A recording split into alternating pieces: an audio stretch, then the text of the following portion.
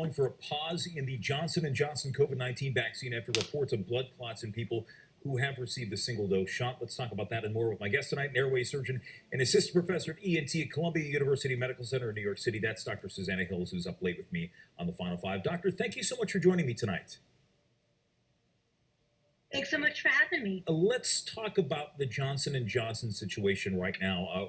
This was the most recently approved vaccine. We have three. This is different in that it's that single dose, which for many people was desirable. But we ran into these issues. And what's the latest? I believe, six reported blood clot incidents that led to this pause? Yeah, that's exactly right. Out of about 6 million, really more than 6 million doses of vaccine, there have now been 6 cases, all women, all under the age of 50, who have had blood clots around their brain. And one of the women, a 45-year-old woman from Virginia, passed away, and that really put this decision into overdrive today. We mentioned that 6 out of 6 million is this? I mean, it's not a huge number, not a huge percentage. Is this wise to do this pause, or do we need to continue to vaccinate people and move ahead with this effort? Yeah, that's the question. Exactly. It's a 1 in a million chance of this particular event happening. So like you said, super rare.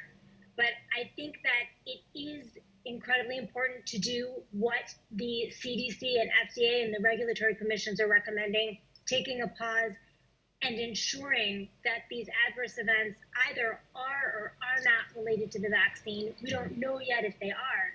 And also trying to identify if they are related to the vaccine, then how can we figure out who to give guidance to about the vaccine who might be at higher risk. But the most important thing is to look into these events, because right now we're doing incredibly well with our vaccine rollout. We're doing really well with people wanting to get vaccinated. And keeping the vaccine movement moving depends on people feeling trust in this whole process of vaccination.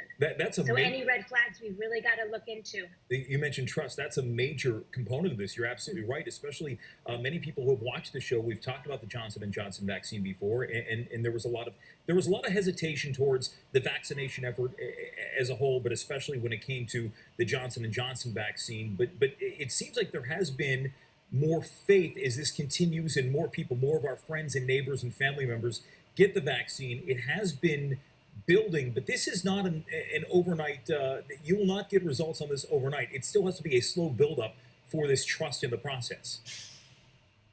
Yeah, absolutely.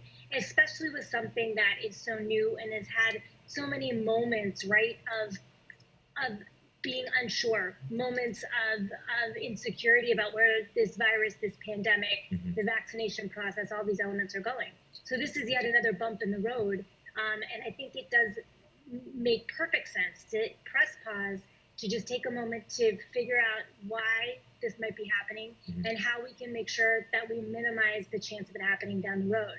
But I think it really is, it should really make people feel actually very good about these checks and balances we have in our vaccination program, that these rare events, 1 in a million events, are being picked up as we look and check for side effects among people who are getting vaccinated. People really should feel good about the fact that any side effects that are coming up, even the incredibly rare ones, are being caught and being investigated. Dr. Hills, I'm just about out of time, but give me a sense of what you're seeing right now. I mean, you are at the ground zero. You are treating COVID-19 patients. You've seen them. What's the situation in New York where you are with the hospitals, and where do you think we stand? Yeah, we are beginning to see our hospitalization numbers come down a bit, which is a relief, because they were sitting at a really high level, near full capacity for a while over the past month or two.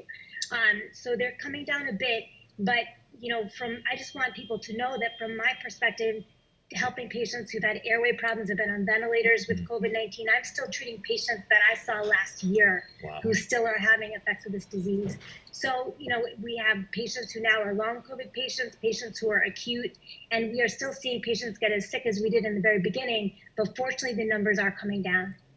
We always say trust the science, and in a situation like this, there is a woman who certainly knows what we're dealing with right now, and we're not out of the woods yet. But thank you so much for what you're doing. In addition to taking some time to talk with us tonight, thank you, Dr. Susanna Hills. Thank you. Final thought back after this.